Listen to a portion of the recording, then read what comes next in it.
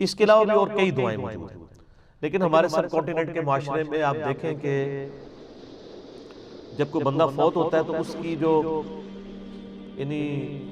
میت کے ساتھ سلوک کرتے ہیں کہ اکثر لوگوں کو تو جنازے کی دعا ہی نہیں آتی ہوتی۔ اب یہ علماء کی ذمہ داری ہے کہ اگر دعا نہیں آتی تو وہ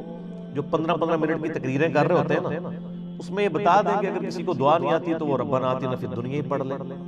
یا رب اجعلنی مقیم الصلاۃ ومن ذریتی ربنا وتقبل دعا یہ پڑھ لے، کوئی سی معصورہ دعا جو یاد ہو پڑھ سکتا ہے۔ اور پھر وہ جنازہ اتنی تیزی سے پڑھتے ہیں کہ جنازے کے بعد جو دعا کروائی جاتی ہے وہ ہوتی ہے 10 منٹ کی، اور جنازہ بمشکل 1.5 سے 2 منٹ کا ہوتا ہے، جنہوں کہتے ہیں مغرول عادت ہے، سوائے اہل حدیث پروٹوکول کے ساتھ جنازہ پڑھتے ہیں، اور وہ اکثر جہرن پڑھ رہے ہوتے ہیں۔ جہرن بھی سنت ہے اور سرن بھی سنت ہے، دونوں طریقے سنت سے ساتھ ہے، لیکن آپ صلی اللہ علیہ وآلہ وسلم کا جو عمومی عمل ہے وہ سرن ہے، یعنی آہستہ آواز کے اندر۔ بعض اوقات آپ نے بلند آواز سے بھی نماز جنازہ پڑھا، یہ دونوں طریقے درست ہیں، لیکن اصل مقصد یہ ہے کہ اس میں دعائیں کی جائیں۔ اب دعائیں تو آتی نہیں ہیں، اور جو امام صاحب بھی ہیں وہ بھی اتنی تیزی سے پڑھتے ہیں کہ بندہ پریشان ہو جاتا ہے کہ یار اب پیچھے ہم سورۃ الفاتحہ تو پڑھی نہیں جاتی، عموماً وہ ثنا ہی پڑھ رہے ہوتے ہیں، وہ ثنا بھی اتنی تیزی سے پڑھتے ہیں کہ اگر آپ نے پیچھے فاتحہ پڑھنی ہے تو وہ بھی پڑھنے کا موقع نہیں کرتے۔ اور اس کے بعد پھر جنازے کے بعد کی جو دعا ہے وہ ماشاءاللہ اتنے خوشو خضو سے ہوتی ہے، اس میں کوئی بزرگ نہیں چھوڑا جاتا جس کو یاد نہ کیا جائے۔ اس دعا کا کیا فائدہ ہے جب آپ نماز جنازہ کو پروٹوکول سے نہیں پڑھ رہے؟ یہ اسی طریقے سے ہے کہ کوئی شخص نماز تو جو ہے وہ 120 کی رفتار پہ پڑھ رہا ہے، اس کے بعد بیٹھ کے دعائیں مانگ رہے آدھا گھنٹہ تک۔ کوئی نماز کے اندر ہی اللہ نے دعائیں رکھ دی ہوئی ہیں، اور فرض نماز کے بعد سنت اذکار ہیں وہ آپ کریں، اس کے بعد بھی یعنی یہ دعائیں مشروع نہیں۔ کبھی کبھار اگر وہ دعا وسیلہ اور توسل کے طور پہ ہو جائے تو وہ جائز ہے کہ آپ کسی بندے سے دعا کروا سکتے ہیں جس کے بارے میں آپ کا گمان ہے کہ یہ نیک آدمی ہے، تو وسیلہ اور توسل کے طور پر نماز کے بعد بھی کسی سے دعا کروائی جا سکتی ہے اور مواقع کے اوپر۔ لیکن جو روٹین ہماری بنی ہوئی ہے نا فرض نماز کے بعد اجتماعی دعا، اس کی کوئی اثر نہیں۔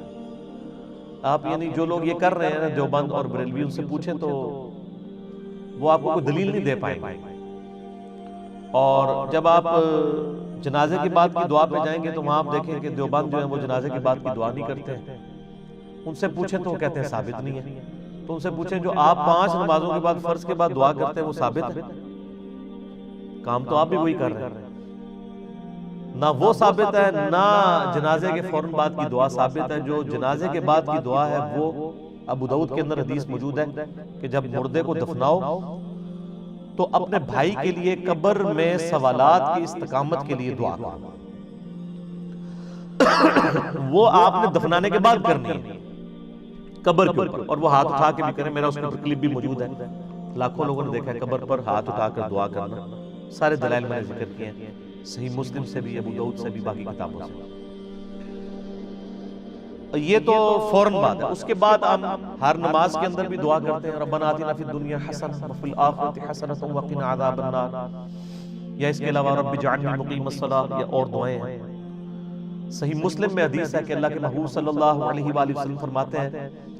کہ مردے کو کے مرنے کے بعد اس کے سارے اعمال منقطع ہو جاتے ہیں سوائے 3 اعمال کے۔ نمبر 1 صدقہ جاریہ، یعنی اس نے اپنی کوئی زندگی میں صدقہ جاریہ کا کام کیا تھا جو اس کے مرنے کے بعد بھی لوگ اس کے بینیفیشری ہیں۔ کسی نے کنواں کھدوا دیا، کسی نے مسجد میں لائٹنگ کروا دی، لائٹنگ یہ جلسوں والی نہیں، یہ والی لائٹ جس کی ضرورت ہے، یا مسجد میں کسی نے سب بچھوا دی، ایئر کنڈیشن لگوا دیا، یا کسی غریب بچے کا خرچہ، اس طرح کی جو بھی چیزیں۔ دوسرا فرمایا کہ علم کی بات، جیسے امام بخاری امام مسلم نے فوت ہوئے 200 سال ہونے والے ہیں، 1200 سال، 256 ہجری میں فوت ہوئے امام بخاری، 261 میں امام مسلم، آلموسٹ 1200 سال ہونے کو آئے ہیں، لیکن ان کی تعلیمات سے ان کی جو علمی ان کی جو کنٹریبیوشن تھی آج تک لوگ فائدہ اٹھا رہے ہیں۔ آج بھی جب بخاری شریف پڑھی جائے گی ان کو ثواب ملے گا، یہ ان کے اپنا عمل ہے۔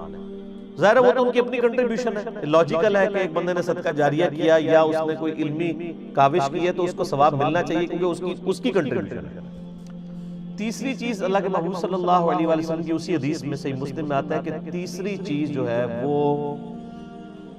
نیک اولاد ہے جو اس کے لیے دعا کرتا ہے